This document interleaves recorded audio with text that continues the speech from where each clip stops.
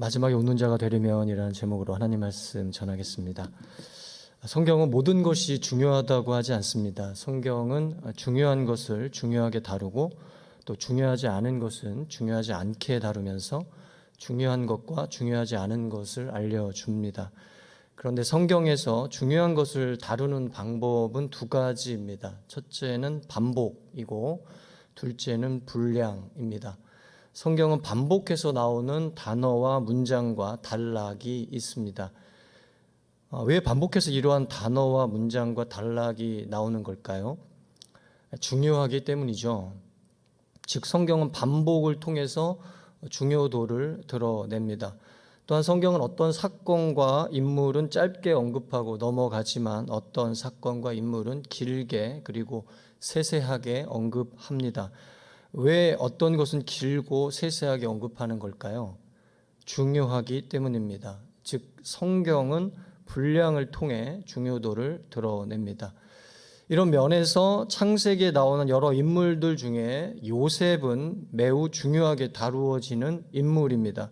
창세기 전체 분량 중에서 4분의 1에 해당하는 길고 많은 분량을 요셉에 대해서 이야기하고 있기 때문입니다. 그렇다면 이렇게도 성경에서 중요하게 여기는 요셉이라는 인물은 오늘날을 살아가는 우리에게 무엇을 깨닫게 해주는 건가?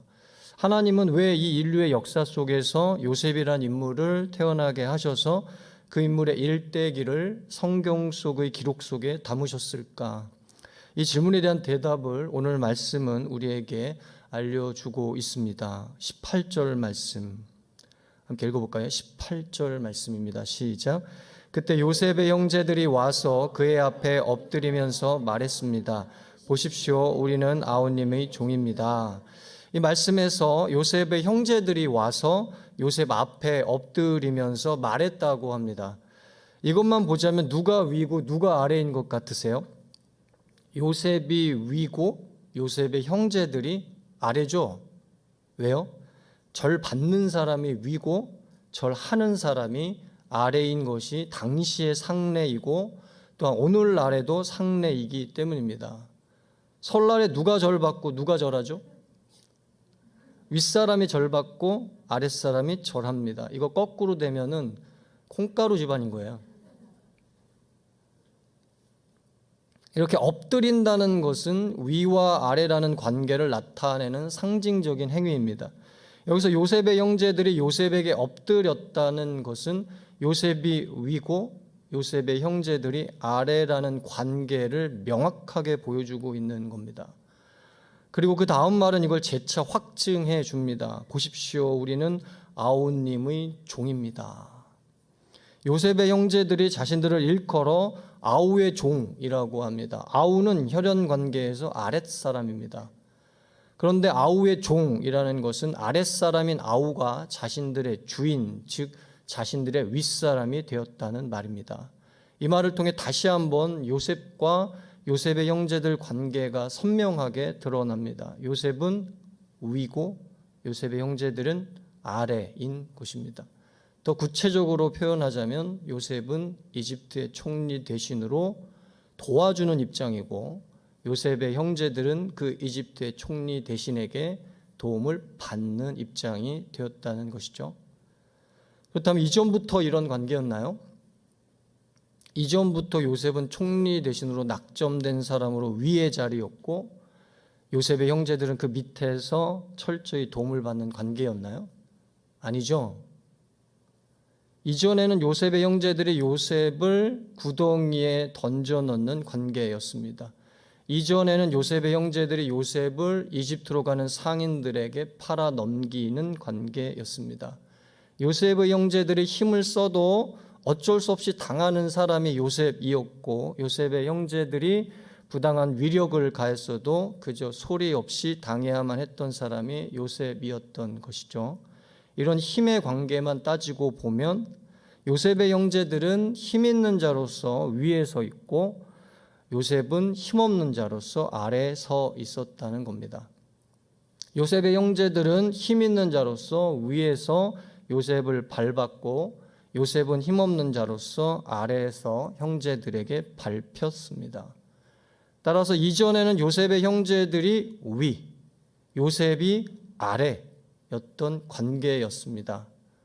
그런데 지금 이 말씀에서는 요셉이 위, 요셉의 형제들이 아래가 된 관계로 뒤집힌 거예요. 이걸 한마디로 뭐라고 하죠? 여러분은 이 말씀에서 뭐가 보이십니까?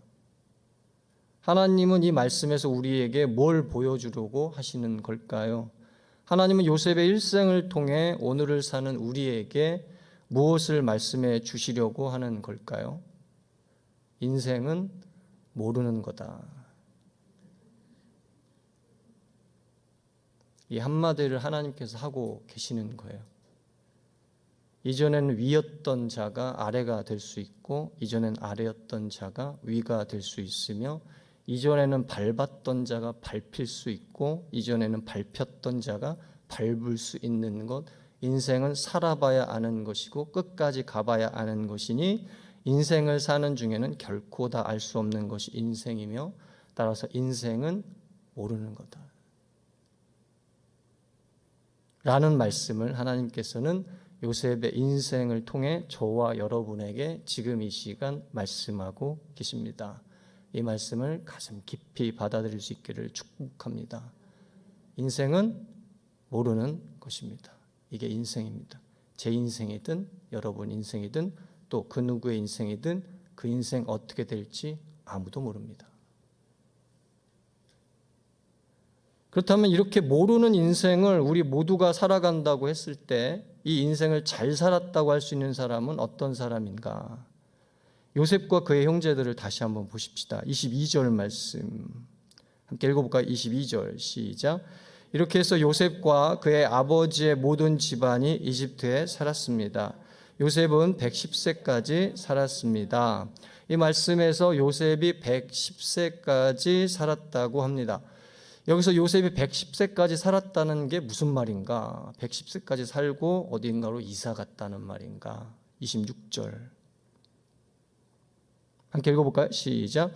요셉이 110세에 죽었습니다. 그들이 요셉을 향유로 처리해 이집트에서 그를 입관했습니다. 이 말씀에서 요셉이 110세에 어떻게 됐다? 죽었다고 합니다. 따라서 요셉이 110세까지 살았다는 것은 요셉이 110세까지 살고 죽었다는 말입니다.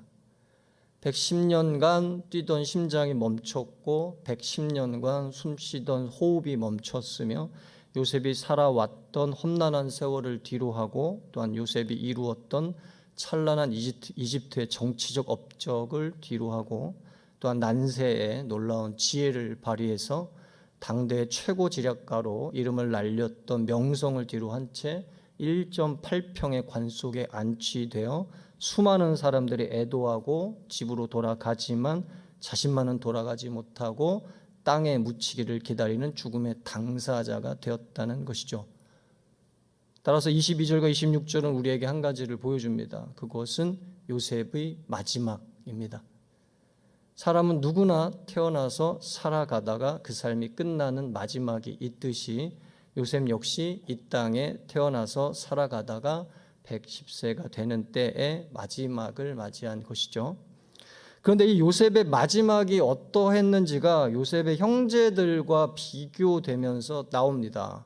15절 말씀 함께 읽어볼까요? 15절 시작. 요셉의 형제들이 아버지의 죽음을 보고 말했습니다. 혹시 요셉이 우리에게 원한을 품고 우리가 그에게 했던 모든 잘못에 대해 안갚음을 하면 어떻게 하지? 이 말씀에서 요셉의 형제들이 아버지가 죽게 되자 서로에게 이렇게 말하는 내용이 나옵니다. 혹시 요셉이 우리에게 원한을 품고 우리가 그에게 했던 모든 잘못에 대해 안갚음을 하면 어떻게 하냐? 이게 무슨 말인가요? 지금까지 아버지 때문에 요셉이 자기들에 대해 참고 있었다고 생각하는 거죠. 그런데 이제 아버지가 죽으셨으니 요셉이 자신들에게 당한 만큼 갚을 것이라고 벌벌 떨고 있는 겁니다. 밤에 두 발 뻗고 잠을 못 잘 정도의 불안감이 이들을 사로잡고 있었고 자신들이 과거에 행한 잔인무도한 행위들에 대한 죄책감이 이들을 무겁게 눌렀으며 자신들의 생사를 결정지을 수 있는 요셉의 위치에 대한 공포감이 이들을 지배했습니다. 이런 형제들과는 다르게 요셉은 어떻습니까? 21절 말씀 함께 읽어볼까요? 21절 시작. 그러니 두려워하지 마십시오. 제가 형님들과 형님들의 자식들을 기르겠습니다. 요셉은 형제들을 안심시키며 부드럽게 말했습니다. 이 말씀에서 요셉은 두려움으로 떨고 있는 형제들에게 두려워하지 말라고 합니다. 그리고 자신이 형님들과 형님들의 자식들을 기르겠다고 합니다. 그런데 이 말을 하는 정서적인 상태가 그 다음에 기록되어 있습니다. 요셉은 형제들을 안심시키며 부드럽게 말했습니다. 이것이 이 말을 하는 요셉의 정서적인 상태였습니다. 요셉은 형제들을 안심시켰다고 해요. 어떻게 이럴 수 있었을까요? 자신이 안정됐기 때문이에요. 자신도 안정되지 못한 사람이 누구를 안심시키면서 안정되게 할 수 있겠습니까? 또한 요셉은 형제들에게 난폭하게 말한 것이 아니라 부드럽게 말했다고 합니다. 형제들 얼굴을 보자마자 과거의 일들이 기억나면서 우라가 치밀 수 있었고, 그래서 난폭하고 거칠게 온갖 험한 말을 하면서 말할 수 있었는데 부드럽게 말했다는 거예요. 쉽지 않습니다. 어떻게 이럴 수 있을까요? 자신이 고요했기 때문입니다. 자신도 고요하지 못한 사람이 누구를 부드럽게 대할 수 있겠습니까?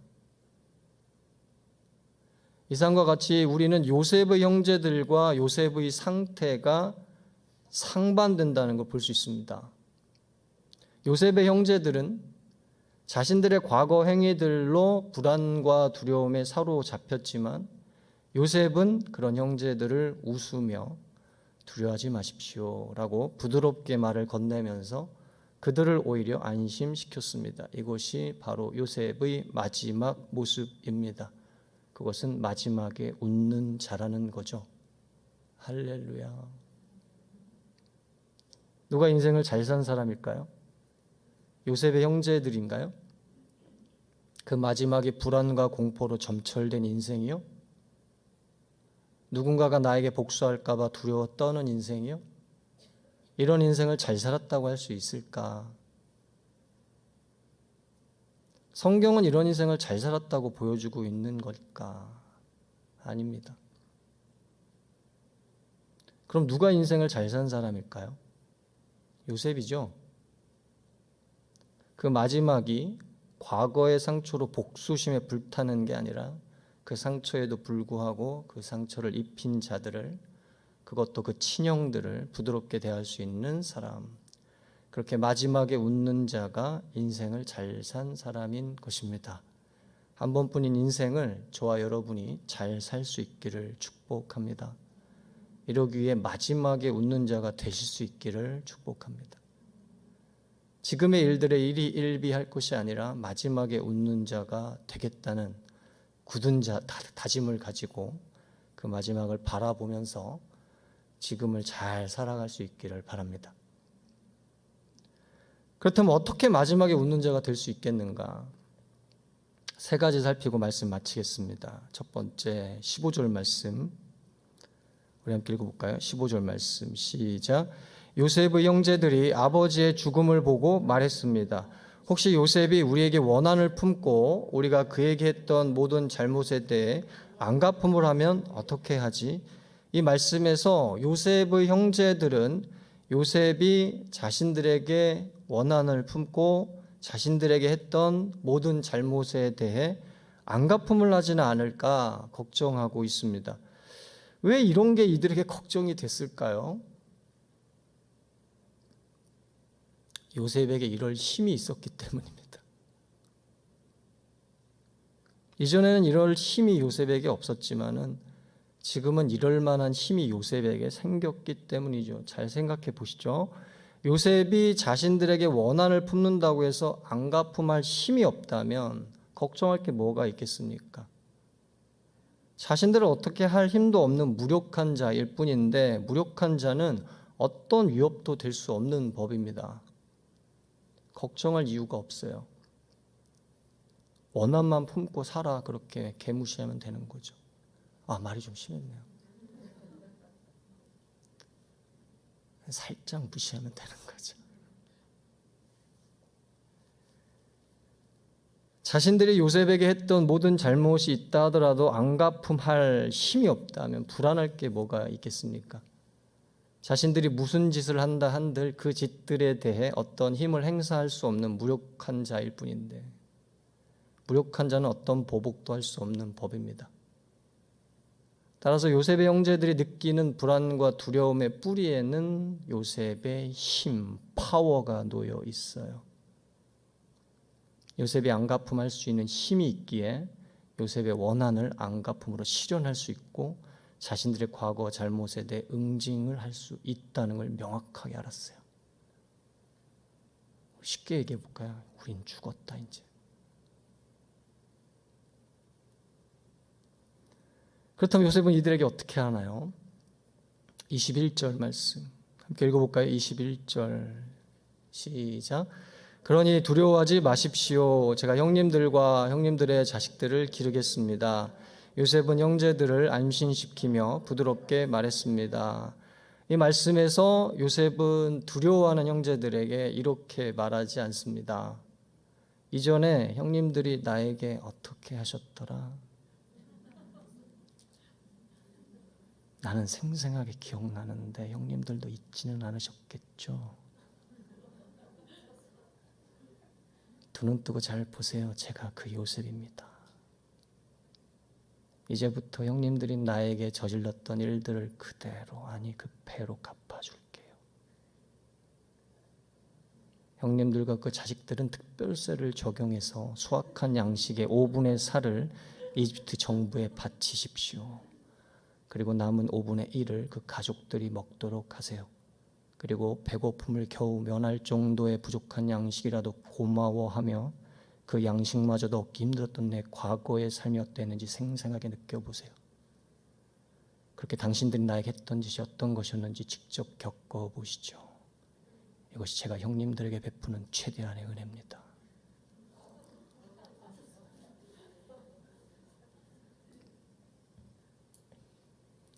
대신 요셉은 걱정하고 두려워하는 형제들에게 이렇게 짧게 말합니다. 형님들 두려워하지 마십시오. 제가 형님들과 형님들의 자식들을 기르겠습니다. 무슨 말인가요? 요셉이 가진 힘을 형님들에게 안갚음하는 데 사용하지 않겠다는 겁니다. 자신이 가진 힘을 형님들을 굶기는데, 그리고 그 자식들을 굶기는데 사용하지 않겠다는 겁니다. 대신 제가 가진 힘을 형님들을 기르는 데 사용하겠고 또한 그 자식들을 기르는 데 사용하겠다는 것이죠.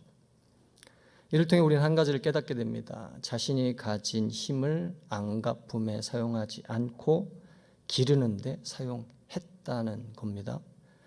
안갚음에 힘을 사용할 수도 있고 기르는 데 힘을 사용할 수도 있는데, 힘은 중립적 가치예요. 언제나 이렇게 사용할 수도 있고 저렇게 사용할 수도 있어요. 안갚음에 사용할 수도 있고 기르는 데 사용할 수도 있는데, 안갚음에 사용하지 않고 기르는 데 사용하겠다는 것이죠. 따라서 요셉은 힘을 잘못 사용한 것이 아니라 힘을 잘 사용하였습니다. 그리고 이것이 요셉이 마지막에 웃는 자가 될 수 있는 첫 번째 길이었습니다. 그건 힘을 잘 사용하는 거예요. 할렐루야. 오늘날 많은 부부가 이혼을 했거나 이혼 소송 중입니다.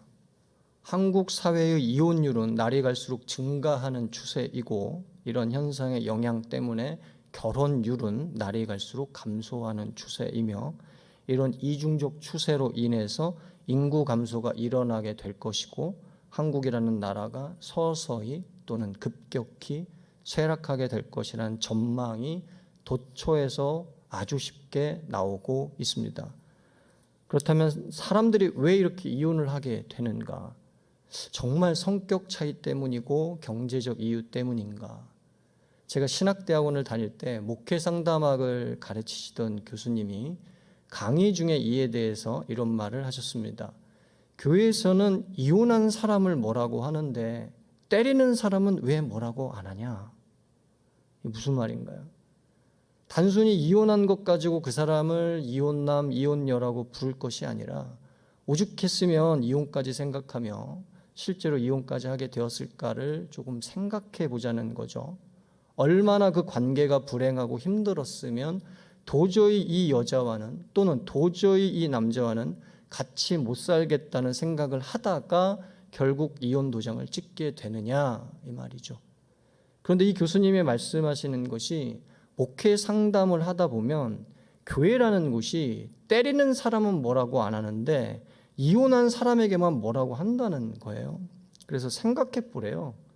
성경은 이혼하는 것도 뭐라고 하지만 같이 사는 사람이 폭력을 휘두르며 때리는 것도 분명히 뭐라고 한다는 거죠. 왜 한 가지의 잣대만을 가지고 이혼남, 이혼녀에게 들이대는 것이냐 이 말이죠. 결국 이 교수님의 결론은 한 가지였습니다. 남자든 여자든 그 가진 힘을 잘못 사용하면 마지막에 웃는 가정이 되기 어렵다. 이게 결론이었어요. 남자는 자신이 가진 육체적 힘을 아내를 패고 때리는 데 사용할 수도 있고 아내를 돕고 섬기는 데 사용할 수도 있다는 것이고, 여자는 자신이 가진 언어적 힘을 남편을 때리고 패는 데 사용할 수도 있고 남편을 돕고 섬기는 데 사용할 수도 있다는 것입니다. 남자만 힘을 가진 것도 아니고 여자만 힘을 가진 것도 아니에요. 남자도 힘을 가지고 있고 여자도 힘을 가지고 있는데 이 양쪽이 가진 힘을 어디에 어떻게 쓰느냐, 바로 이것이 마지막에 웃는 가정의 관건이라는 거예요. 오늘 하나님께서 요셉을 통해 우리에게 바로 이 말씀을 하고 있는 것입니다. 힘을 잘 사용하라. 마지막에 웃는 자가 되고 싶으신가요? 힘을 잘 사용하라는 이 하나님의 초대에 응답하시기를 바랍니다. 그러면 하나님께서 저와 여러분의 인생을 그리고 가정을 마지막에 웃는 인생과 가정으로 반드시 인도해 주실 줄 믿습니다. 두 번째 20절 말씀 함께 읽어볼까요? 20절 시작. 형님들은 저를 해치려고 악을 꾀했지만 하나님은 지금 보시는 것처럼 그것을 선하게 바꾸셔서 오늘날 많은 사람들의 생명을 구하셨습니다. 이 말씀에서 요셉은 형들이 자신을 해치려고 했다는 사실을 이야기합니다. 그리고 요셉은 형들이 악을 꾀했다는 사실을 이야기합니다. 요셉은 형들이 자신을 해치려는 사실을 결코 덮지 않습니다. 요셉은 형들이 악을 꾀했다는 사실을 결코 덮지 않습니다. 왜 덮지 않았을까요? 기왕에 형들과 그 가족들을 기르겠다고 마음먹었다면 이런 과거 지사는 다 잊고 덮어버리면 될 것을 굳이 이렇게 딱 짚어서 이야기하고 있는 이유가 뭘까요? 단순히 이 일이 잊혀지지 않아서일까요? 형들이 요셉에게 주신 하나님의 꿈으로 인해 시기하여 구덩이 던져넣고 그것도 모자라 다시 끄집어내어 이집트로 가는 상인들에게 돈 몇 푼 받고 팔아넘긴 일이 잊고 싶어도 잊혀지지 않기에 두고두고 가슴에 한 맺힌 하나의 사건으로 기억되고 있기에 언급하고 있는 걸까요? 그럴 수도 있겠죠. 아니, 그럴 겁니다. 어떻게 이 일이 잊혀질 수 있겠습니까? 사람이 살아가면서 여러 가지 일들을 겪지만 이 일들 중에 어떤 일들은 세월이 가면 잊혀지기도 하지만 어떤 일들은 평생토록 잊혀지지 않고 그 사람의 현재를 괴롭힐 수 있기 때문입니다. 그러나 요셉은 단순히 잊을 수 없는 가슴 아픈 일이기에 과거의 형들이 자신에게 저질렀던 일을 언급하는 것이 아닙니다. 어떻게 이거를 알 수 있는가? 그 다음에 이렇게 말하고 있기 때문입니다. 하나님은 지금 보시는 것처럼 그것을 선하게 바꾸셔서 오늘날 많은 사람들의 생명을 구하셨습니다. 이 말씀에서 요셉은 하나님이 하신 지금의 일을 언급합니다. 그 일은 형들이 꾀했던 악한 일과 형들이 자신을 구덩이에 던졌다가 끄집어내어 상인들에게 팔아버린 일이 아닙니다.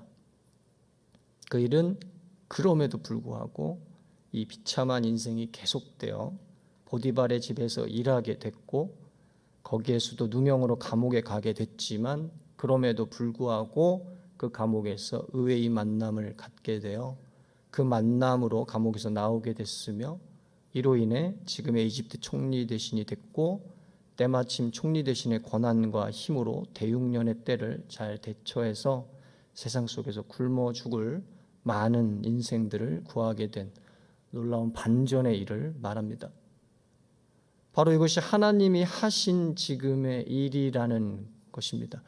따라서 요셉이 형들이 해치려고 했던 일과 악을 꾀했던 일을 언급한 이유는 단순히 이 일이 너무 한스러워서 죽을 때까지 잊혀지지 않아서가 아니라 자기 인생이 이 일로 끝장나지 않았음을 알려주기 위함이고 그 다음 페이지로 넘어가서 다른 이야기가 전개되었음을 알려주기 위함이고 이렇게 이전 페이지와 다음 페이지가 각각의 일화가 되어서 전체 이야기가 쓰여졌음을 알려주기 위함입니다.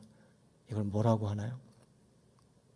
하나의 일화가 또 하나의 일화와 연결되어서 구덩이에 던져졌다가 꺼내져서 이집트에 팔린 일화와 거기서 끝나지 않고 보디발의 집에서 일하게 됐다가 감옥에 갇히게 되었는데 거기서 끝나지 않고 의외의 만남을 통해 끝내 이집트 총리 되시는 일화가 서로 연결이 되는 것. 이걸 뭐라고 합니까? 인생 이야기라고 하죠. 요셉은 지금 자기 일화를 말하는 에피소드를 말하는 게 아니라 라이프 스토리, 자기 인생 이야기를 알려주고 있는 것입니다.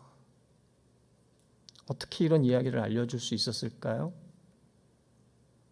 요셉이 자기 인생을 살았기 때문입니다. 다른 게 없어요. 구덩이에 던져진 것도 누구예요? 요셉이고 이집트에 팔려간 것도 누구예요? 요셉이고 감옥에 갇힌 것도 누구예요? 요셉이고 총리 대신이 된 것도 누구죠? 요셉입니다. 이렇게 하나님이 인도하신 당사자는 요셉 형들의 인생이 아니라 요셉 자신의 인생이었음을 요셉은 증언하고 있는 것이죠. 요셉은 결코 남의 인생을 살지 않았습니다. 할렐루야. 아픈 일을 겪었어도 그 일을 덮지 않고 말하는 것은 이것이 자기 인생의 한 부분이기 때문이며 큰 일을 행하였어도 이 일에 우쭐대지 않고 말하는 것은 이것 또한 자기 인생의 한 부분이기 때문입니다. 이런 측면에서 뭐든지 덮으려고 하고 조금만 잘해도 우쭐대려고 하는 사람들은 자기 인생을 산다고 하기 대단히 어렵습니다. 자기 인생 사는 사람은 뭐든지 덮으려고 하지 않습니다. 자기 인생 사는 사람은 자기가 잘한 것으로 우쭐대며 사람 깔보지 않아요. 요셉이 딱 이랬습니다. 사랑하는 여러분, 이것이 마지막에 웃는 인생이 되는 두 번째 길입니다. 그것은 너의 인생은 너의 인생, 나의 인생은 나의 인생, 너는 너, 나는 나. 이렇게 너와 나로서 함께 살아가는 것, 즉 자기 인생을 살라는 것입니다. 할렐루야. 이 하나님의 초대에 응답하시기를 축복합니다. 그러면 하나님께서 저와 여러분 인생을 마지막에 웃는 인생으로 인도하실 줄 믿습니다. 마지막 세 번째 20절 말씀 함께 읽어볼까요? 시작. 형님들은 저를 해치려고 악을 꾀했지만 하나님은 지금 보시는 것처럼 그것을 선하게 바꾸셔서 오늘날 많은 사람들의 생명을 구하셨습니다. 이 말씀에서 요셉은 두 가지의 의도를 대비시키고 있습니다. 하나는 형들의 의도입니다. 또 하나는 하나님의 의도입니다. 형들의 의도는 자신을 해치려는 것이었다면 하나님의 의도는 많은 사람들의 생명을 구하기 위해 자신을 사용하시는 것이었다는 거죠. 이를 통해 요셉이 뭘 알고 있었음을 볼 수 있나요? 형들의 사악한 의도만이 아니라 하나님의 선한 의도 또한 알고 있었음을 볼 수 있습니다. 그렇다면 하나님의 선한 의도가 무엇이라고 알고 있었나요?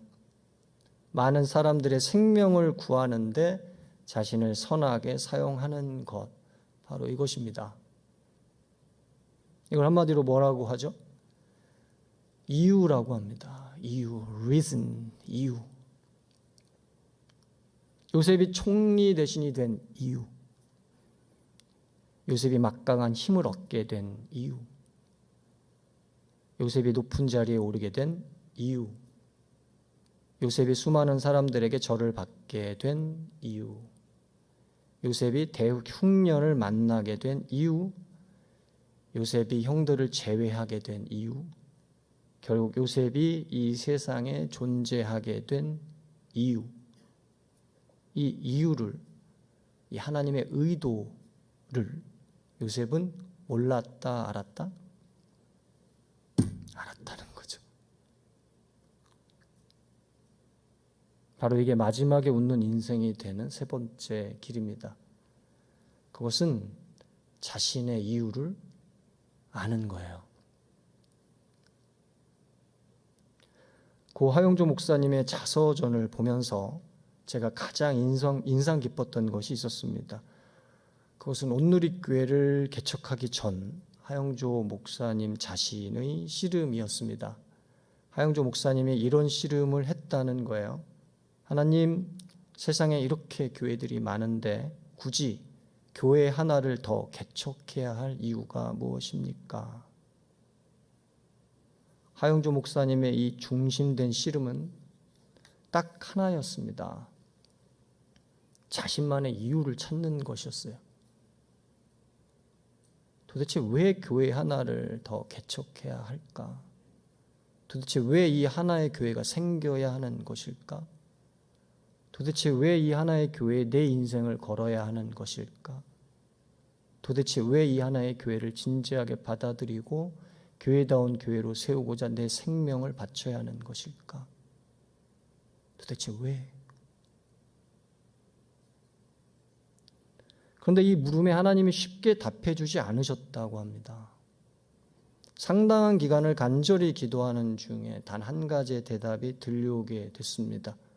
그 대답은 사도행전적 그 교회.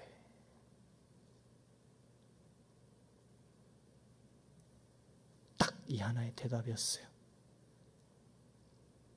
그리고 하용조 목사님의 가슴 깊은 곳에서 확신이 생겼다고 합니다. 이것이 온누리교회의 시작입니다. 저는 이 자서전을 보면서 온누리교회의 뿌리는 자신의 이유를 알고 싶은 하용조 목사님의 불타는 심정이 있었음을 깨닫게 됐습니다. 만일 온누리교회가 이 이유를 잃게 되면 마지막에 웃는 교회가 못 될 것입니다. 왜?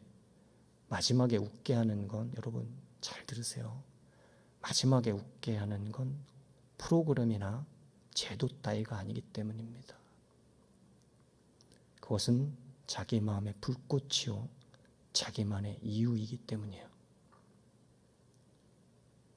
성경 역사와 세계 역사는 이걸 수도 없이 증언하며, 이런 역사의 증언들은 하나님의 역사를 어떻게 섭리하시고 인도하시는지를 보여주는 놀라운 시청각 자료들입니다. 모세를 보십시오. 여호수아를 보십시오. 사무엘을 보십시오. 다윗을 보세요. 이사야를 보십시오. 예레미야를 보십시오. 예수님을 보세요. 사도 바울을 보세요. 어거스틴을 보시고요. 마틴 루터를 보세요. 요한 웨슬레를 보시고 마틴 루터 킹 목사님을 보세요. 코리텐 붐 여사를 보시고요. 길선주 목사님 보시고요. 주기철 목사님을 보시고 한경직 목사님, 하영조 목사님, 오카는 목사님을 보십시오. 제대로 선교를 하고 제대로 목회를 하고 제대로 신앙적 인생을 살아간 사람들의 발자취를 보시라고요. 이들은 이름도 다르고 국적도 다르고 성별도 다르고 생일도 다르고 죽은 날짜도 다 다르고 신학적 배경도 다르고 세운 업적들도 다르지만 단 하나의 공통점이 있습니다.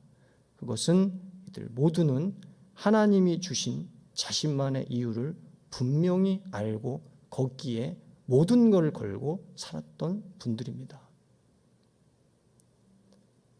그리고 이 이유가 이들을 마지막에 웃는 인생이 되게 했다는 것입니다. 아멘. 사랑하는 여러분, 마지막에 웃는 인생이 되고 싶으십니까? 자신의 이유를 알라는 하나님의 초대에 응답하시기를 축복합니다. 그러면 하나님께서 그 이유를 붙들고 사는 저와 여러분의 인생을 마지막에 웃는 인생이 되도록 반드시 인도할 줄 믿습니다.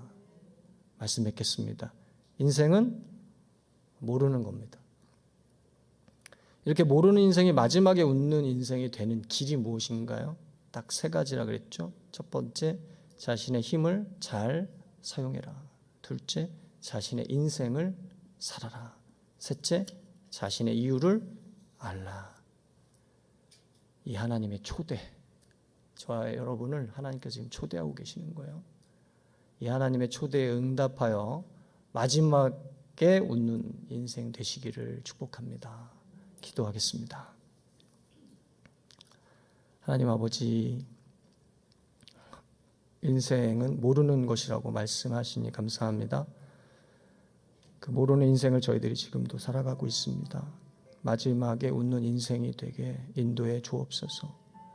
무엇보다 마지막에 웃는 인생이 되는 길, 자신의 힘을, 저에게 있는 힘을 잘 사용하도록 저를 돌보아 주시고 저를 인도해 주시며, 또한 남의 인생을 살려고 노력하고 안다라는 것이 아니라 저에게 주신 삶, 저에게 주신 인생을, 제 자신의 인생을 살도록 인도하여 주시고, 마지막으로 제가 이 땅에 존재하는 이유를 모르고 살아가는 것이 아니라 제 자신에게 하나님께서 주신 이유가 있으실 텐데 그 자신의 이유를 알고 또 찾고 그렇게 살아갈 수 있도록, 그래서 정말 모르는 인생, 마지막에 웃는 인생으로 저희들을 인도하여 주시옵소서. 예수님 이름으로 기도하옵나이다. 아멘.